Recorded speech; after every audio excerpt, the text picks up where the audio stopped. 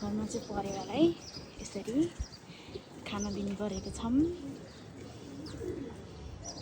यति मजाले खान्छन् अनि जान्छन् अनि नुहाउँछन् रमाइलो गर्छन्।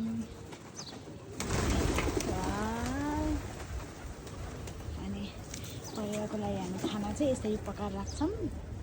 अनि यो खानालाई चाहिँ यसो गरेर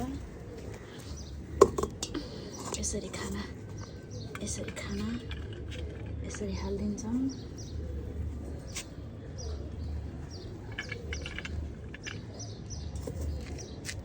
यसरी खाइदिन्छौँ अनि उनीहरूले आएर मजाले खान्छन्। यसरी बस्छन्।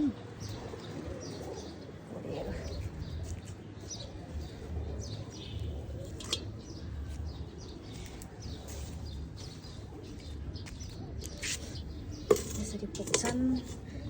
लटले एक लट आएर खान्छन्, फेरि अर्को लट खान्छन्, यस्तो गर्छन्।